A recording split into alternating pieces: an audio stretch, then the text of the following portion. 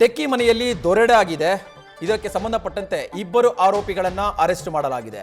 July 6ನೇ ತಾರೀಕು techie ಮನೆಗೆ ನುಗ್ಗಿದ್ದ ಕದೀಮರು ಚಿನ್ನವನ್ನ ಕದ್ದು ಎಸ್ಕೇಪ್ ಆಗಿದ್ರು.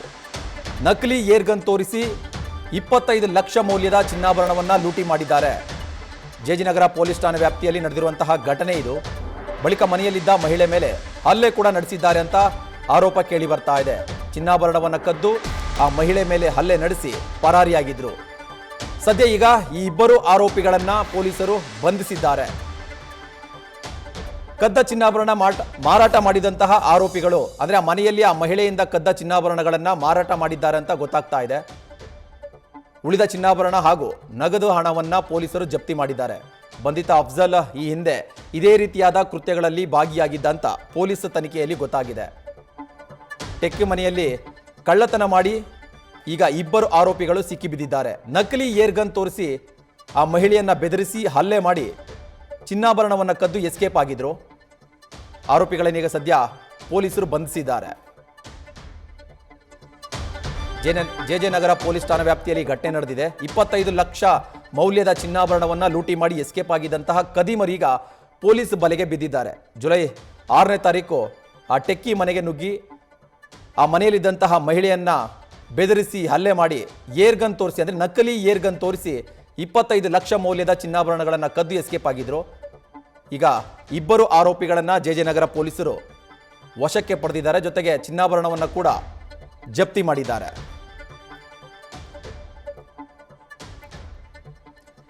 ಇದೇ ವಿಚಾರಕ್ಕೆ ಸಂಬಂಧಪಟ್ಟಂತೆ ಹೆಚ್ಚಿನ ಮಾಹಿತಿ ಕೊಡ್ತಾರೆ ನಮ್ಮ ಪ್ರತಿನಿಧಿ ಶಿವಕುಮಾರ್. ಶಿವಕುಮಾರ್, ಟೆಕ್ಕಿ ಮನೆಗೆ ನುಗ್ಗಿ ಚಿನ್ನಾಭರಣವನ್ನ ಕದ್ದಿದ್ರು, ಹಲ್ಲೆ ಮಾಡಿ ಪರಾರಿಯಾಗಿದ್ರು, ನಕಲಿ ಏರ್ಗನ್ನ ತೋರಿಸಿ ಬೆದರಿಕೆ ಒಡ್ಡಿದ್ರು. ಹೇಗೆ ಪೊಲೀಸರಿಗೆ ಲಾಕ್ ಆದ್ರು ಶಿವಕುಮಾರ್ ಈ ಆರೋಪಿಗಳು? ಭರತ್, ಕಳೆದ 7ನೇ ತಾರೀಕು ಬೆಂಗಳೂರಿನ ಜೆಜೆನಗರ ಪೊಲೀಸ್ ಠಾಣಾ ವ್ಯಾಪ್ತಿನಲ್ಲಿ ಬರುವಂತಹ ಮಹಿಳಾ ಟೆಕ್ಕಿ ಅವರವರ ಮನೆಗೆ ಏಕಾಏಕಿ ನುಗ್ಗಂತ ಆರೋಪಿಗಳು ನಕಲಿ ಏರ್ಗನ್ ಅನ್ನ ತೋರಿಸಿ ಫೈರ್ ಮಾಡೋದಾಗಿ ಬೆದರಿಸ್ತಾರೆ. ಜೊತೆಗೆ ಮನೆಯಲ್ಲಿದ್ದಂತ ಓರ್ವ ಅಪ್ರಾಪ್ತ ಬಾಲಕಿ 17 ವರ್ಷದ ಬಾಲಕಿ ಆರೋಪಿಗಳಿಗೆ ಪ್ರತಿರೋಧ ನೋಡ್ಲಿಕ್ಕೆ ಶುರು ಮಾಡಿದಂತ ಸಂದರ್ಭದಲ್ಲಿ ಆಕೆಯೂ ಕೂಡ ಆಕೆ ಮೇಲೆ ದೈಹಿಕವಾದಂತ ಹಲ್ಲೆಯನ್ನ ಮಾಡಿ ಆಕೆಯನ್ನ ರಕ್ತ ಗಾಯವನ್ನ ಪಡಿಸಿ ನಿಮ್ಮನ್ನ ಫೈರಿಂಗ್ ಮಾಡಿ ಸಾಯಿಸ್ತೀವಿ ಅಂತೇಳಿ ಭಯಕ್ಷೆ ಬಂದದ್ದು. ಪರಿಣಾಮ ಮನೆಯಲ್ಲಿದ್ದಂತ ಸುಮಾರು 25 ಲಕ್ಷ ಮೌಲ್ಯದ 140ಕ್ಕೂ ಅಧಿಕ ಗ್ರಾಂ ಚಿನ್ನಾಭರಣ ಸೇರಿದಂತೆ ಮನೆಯಲ್ಲಿದ್ದಂತ ಚಿನ್ನಾಭರಣ ನಗದನ್ನ ಕದ್ದು ಪರಾರಿಯಾಗುವಂತ ಕೆಲಸವನ್ನ ಮಾಡಿರ್ತಾರೆ.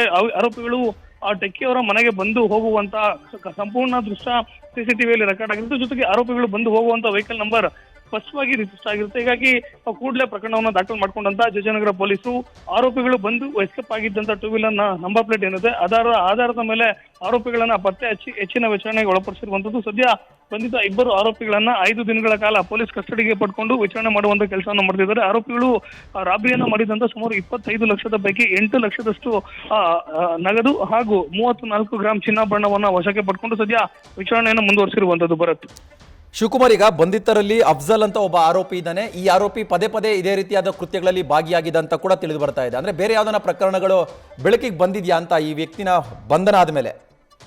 ಭರತ್, ಸದ್ಯ ಬಂಧಿತ ಆರೋಪಿಗಳನ್ನ 5 ದಿನಗಳ ಕಾಲ ಕಸ್ಟಡಿಗೆ ಪಡ್ಕೊಂಡು ಅವರನ್ನ ಐಡೆಂಟಿಫಿಕೇಶನ್ ಪರೇಡ್ ಮಾಡುವಂತ ಕೆಲಸವನ್ನ ಜೆಜೆನಗರ ಪೊಲೀಸರು ಮಾಡ್ತಿರುವಂತದ್ದು. ಅಂದ್ರೆ ಆರೋಪಿಗಳು ಕೇವಲ ಸದ್ಯ ಜೆಜೆನಗರ ಪೊಲೀಸ್ ಠಾಣೆಯಲ್ಲಿ ದಾಖಲಾಗಿರುವಂತಹ ರಾಬರಿ ಕೇಸ್ ಮಾತ್ರನ ಅಥವಾ ಬೇರೆ ಯಾವ್ದಾದ್ರು ಪ್ರಕರಣಗಳಲ್ಲಿ ಭಾಗಿಯಾಗಿದ್ದಾರಾ, ಹಿಂದೇನಾದ್ರೂ ಅಬಿಚುವಲ್ ಅಫೆಂಡರ್ಗಳಿದ್ದಾರಾ, ಬೇರೆ ಬೇರೆ ಪೊಲೀಸ್ ಠಾಣೆಗಳಲ್ಲಿ ಆರೋಪಿಗಳ ವಿರುದ್ಧವಾಗಿರುವಂತಹ ಕೇಸ್ಗಳೇನಿದಾವೆ ಅದರ ಮಾಹಿತಿಯನ್ನ ಪಡ್ಕೊಳ್ಳುವಂತ ಕೆಲಸವನ್ನ ಮಾಡ್ತಿರುವಂತದ್ದು. ಆದ್ರೆ ಸದ್ಯಕ್ಕೆ ಆರೋಪಿಗಳನ್ನ 5 ದಿನಗಳ ಕಾಲ ವಶಕ್ಕೆ ಪಡ್ಕೊಂಡಿರುವಂತದ್ದು. ಆರೋಪಿಗಳು ಕಳ್ತನ ಮಾಡಿದಂತ ಹಣದಲ್ಲಿ ಸುಮಾರು 139 ಗ್ರಾಂ ಚಿನ್ನಾಭರಣವನ್ನ ಏನ್ ಕಳ್ತನವನ್ನ ಮಾಡ್ಕೊಂಡೋಗಿರ್ತಾರೆ, ಈ ಪೈಕಿ ಒಂದಷ್ಟು ಪ್ರಮಾಣದ ಚಿನ್ನವನ್ನ ಆರೋಪಿಗಳು ಮಾರಾಟವನ್ನ ಮಾಡಿ ಶೋಕಿ ಜೀವನವನ್ನ ಮಾಡಿರುವಂತದ್ದು. ಅಂದ್ರೆ ಬೇರೆ ಬೇರೆ ರೀತಿಯಾದಂತಹ ಖರ್ಚುಗಳಿಗೆ ಹಣವನ್ನ ಬಳಕೆಯನ್ನ ಮಾಡಿರುವಂತದ್ದು. ಜೊತೆಗೆ ಕೃತ್ಯಕ್ಕೆ ಬಳಸಿದಂತ ಟೂ ವೀಲರ್ ಏನಿದೆ ಅದು ಕೂಡ ಪ್ರಕರಣವೊಂದಲ್ಲಿ ಕದ್ದಂತ ವೆಹಿಕಲ್ ಅಂದ್ರೆ ಮೊದಲೇ ಕಳ್ಳತನವನ್ನ ಮಾಡಿ ಟೂ ವೀಲರ್ ಅನ್ನ ಕಳವು ಮಾಡಿ ನಂತರ ರಾಬರಿಗೆ ಬಳಸ್ಕೊಂಡಿರುವಂತಹ ಶಂಕೆಯ ಮೇರೆಗೆ ಸದ್ಯ ಪೊಲೀಸರು ಹೆಚ್ಚಿನ ವಿಚಾರಣೆಗೆ ಒಳಪಡಿಸಿರುವಂತದ್ದು. ಆರೋಪಿಗಳ ಮೇಲೆ ಬೇರೆ ಬೇರೆ ಯಾವೆಲ್ಲ ಪ್ರಕರಣಗಳಿವೆ ಅನ್ನೋದನ್ನ ಸದ್ಯ ತನಿಖೆಯನ್ನು ಮುಂದುವರಿಸಿರುವಂತದ್ದು. ಭರತ್, ಧನ್ಯವಾದ ಶಿವಕುಮಾರ್ ತಮ್ಮ ಮಾಹಿತಿಗಾಗಿ.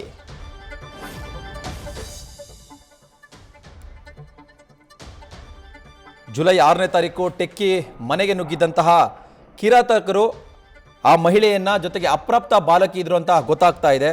ಬೆದರಿಸಿ ಹಲ್ಲೆ ಮಾಡಿ ಸುಮಾರು 25 ಲಕ್ಷಕ್ಕೂ ಅಧಿಕ ಮೌಲ್ಯದ ಚಿನ್ನಾಭರಣವನ್ನು ಲೂಟಿ ಮಾಡಿ ಎಸ್ಕೇಪ್ ಆಗಿದ್ರು. ಇದೇ ವಿಚಾರಕ್ಕೆ ಸಂಬಂಧಪಟ್ಟಂತೆ ಜೆಜೆನಗರ ಪೊಲೀಸ್ ಠಾಣೆಯಲ್ಲಿ ಪ್ರಕರಣ ಕೂಡ ದಾಖಲಾಗಿತ್ತು.